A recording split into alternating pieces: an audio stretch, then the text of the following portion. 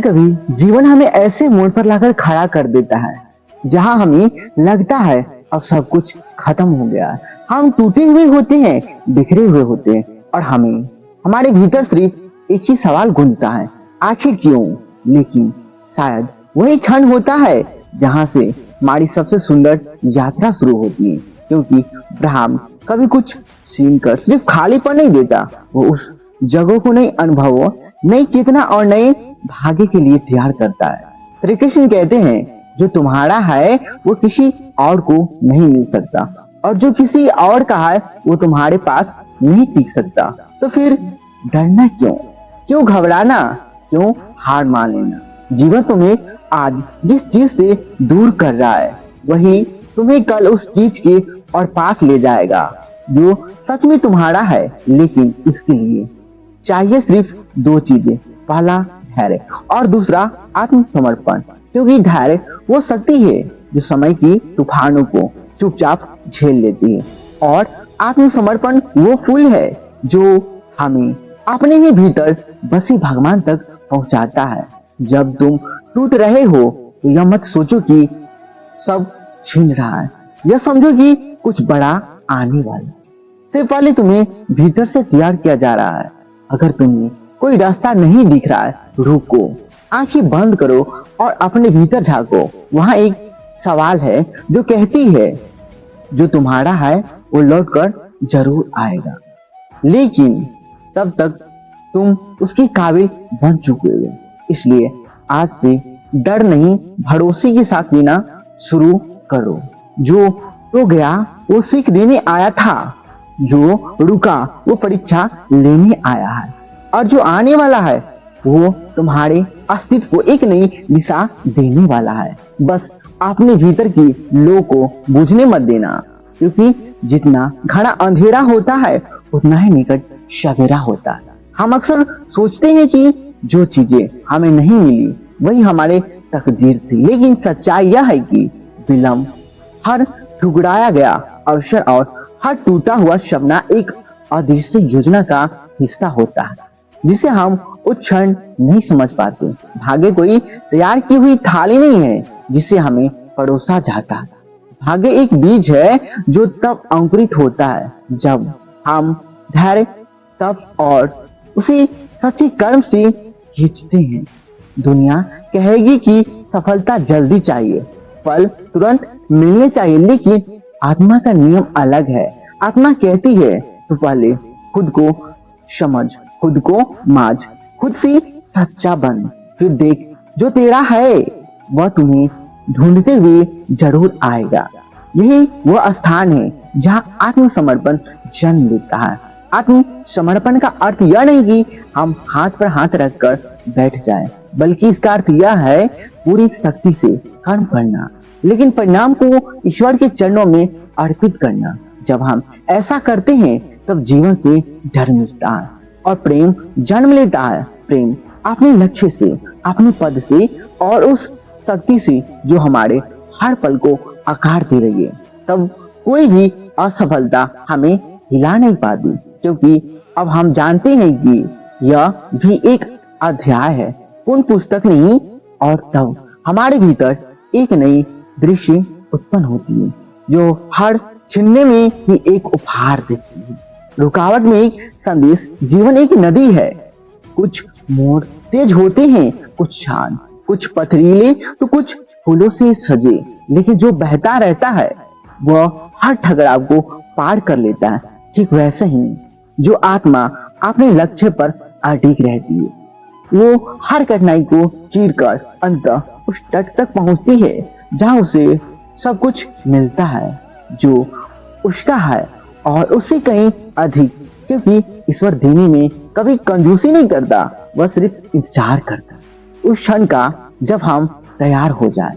क्या तुमने कभी ध्यान से देखा है जो चीज तुम्हारे जीवन से चली गई, क्या वह सच में तुम्हारे लिए बनी थी?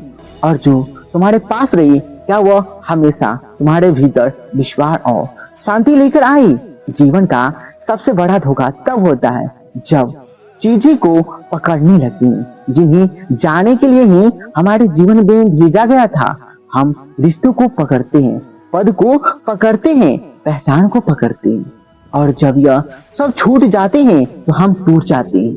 लेकिन क्या आपने कभी सोचा है, शायद यह टूटना जरूरी था ताकि तुम्हारे भीतर कुछ नया जन्म ले सके, क्योंकि जब तक पुराना ढांचा नहीं गिरेगा तब तक नई चेतना का मंदिर कैसे बनेगा।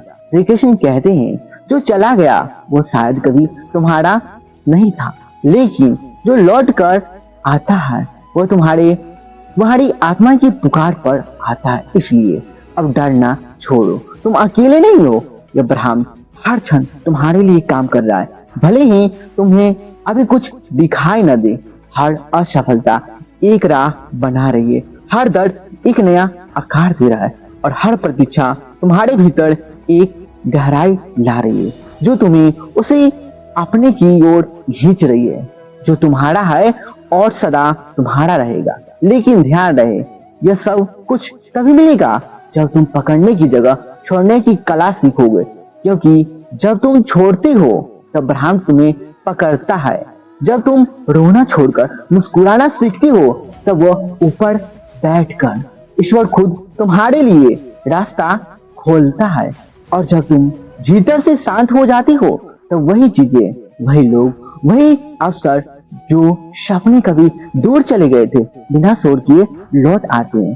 फर्क सिर्फ इतना होता है कि जब तुम जरूरत में नहीं समर्पण में होते हैं, और यही समर्पण तुम्हारे जीवन को शक्ति, गहराई, दिव्यता से भर देता है। जब हम भीतर से कमजोर होते हैं तब हमें लगता है कि दुनिया हमें ठग रही है, लोग हमें नहीं समझते, किस्मत बार बार हमें गिरा रही है। लेकिन जब हम थोड़ी देर ठहर कर आत्मा की आवाज सुनते हैं तो समझ आता है कि यह दुनिया कभी भी हमारे विरुद्ध नहीं रही।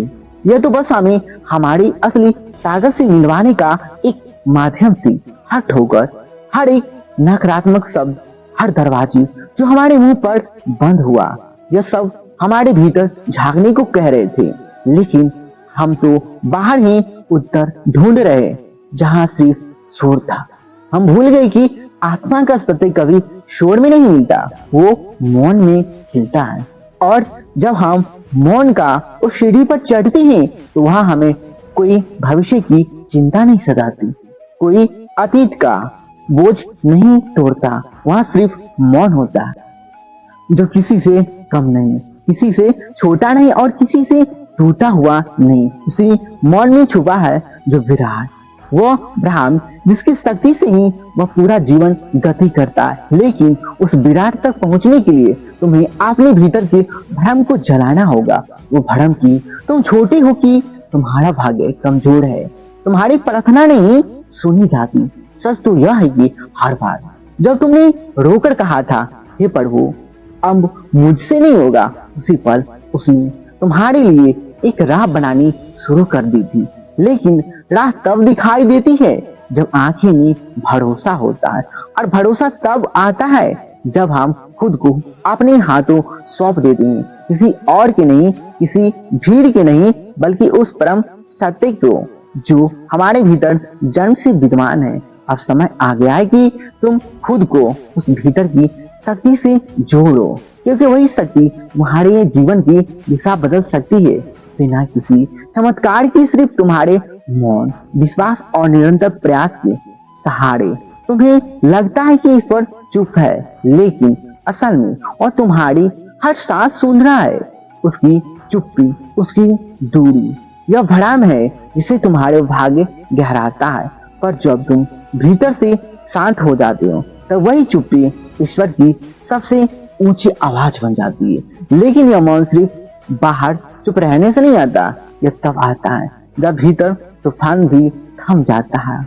और यह तभी थमता है जब तुम इस बात को सच में मान लेते हो कि जीवन तुम्हारे विरुद्ध नहीं, तुम्हारे लिए हर रुकावट, हर विलंब, हर अकेलापन, यह सब तुम्हारे विकास के लिए चुने गए अध्याय है।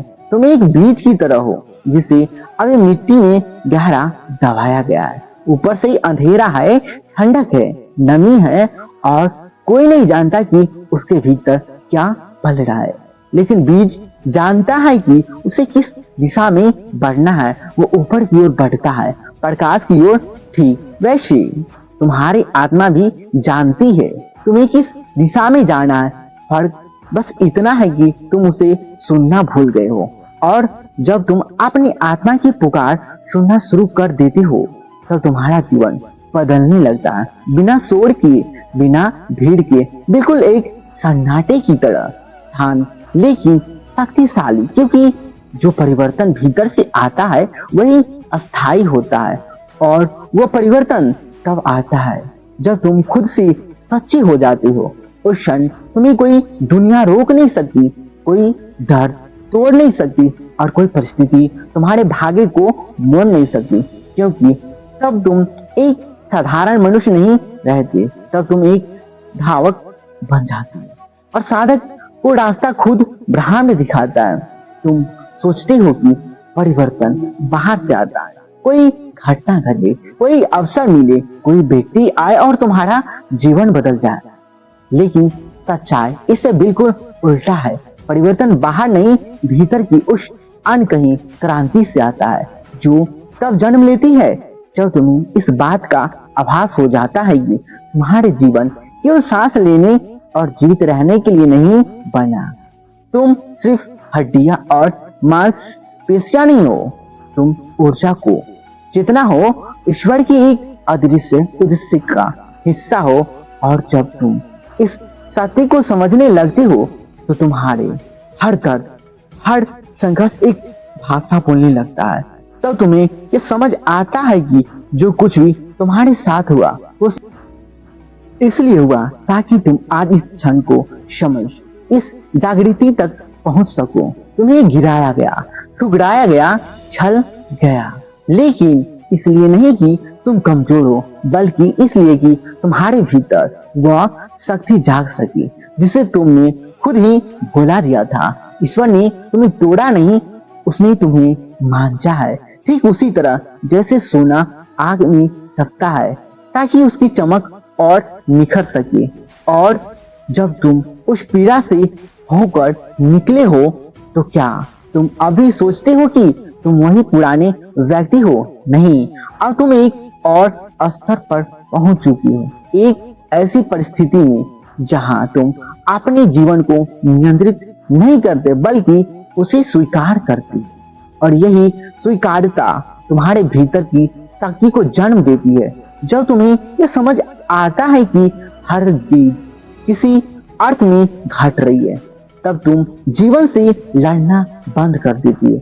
और जब तुम लड़ना बंद कर देते हो तब जीवन तुम्हें अपने गले लगा लेता है। यही वह मोड़ है जहाँ भीतर की आग प्रकाश में बदल जाती है, जहाँ आंसू आशीर्वाद बन जाते हैं और जहाँ मौन प्रार्थना बन जाता है। तब तुम्हारे चलने में एक विश्वास होता है, तुम्हारे दृष्टि में एक गहराई और तुम्हारे मौन में एक पुकार जो कहती है कि ब्रह्म, अब मैं तैयार हूँ, मुझे ले चल वहां जहां तू चाहता है। क्योंकि अब मुझे डर नहीं लगता, अब मुझे भरोसा है। और यही भरोसा वो बीज है जहां से सच्चा चमत्कार जन्म लेता है। वो चमत्कार जो ना तुम्हारी आंखों से देखेगी, ना दुनिया की तालियों से मापी जाएगी, वो सिर्फ तुम्हारे भीतर की शांति से जाना जाएगा। तुमने बहुत कुछ खोया होगा, शायद अपनों को, शायद सपनों को, शायद खुद को, लेकिन क्या तुमने कभी यह सोचा कि जो कुछ भी तुमसे छीन गया वो शायद तुम्हारी आत्मा को मुक्त करने आया था? जीवन में कुछ घटना इतनी तीव्र होती है कि वो हमें अंदर तक तोड़ देती है और हम समझते हैं कि अब कुछ नहीं बचा, लेकिन उसे टूटने के भीतर ही वह दरार बनती है जिससे प्रकाश भीतर प्रवेश करता है। और वही प्रकाश हमें दिखाता है जो कभी हमारे अपने भ्रमों की परछाइयों में छिपा था। हमारा सत्य यह सत्य नहीं कहता कि दुनिया बदल जाएगी, तकलीफें खत्म हो जाएगी, वह सिर्फ इतना कहता है अब तुम बदल गए और यही तुम्हारी मुक्ति है।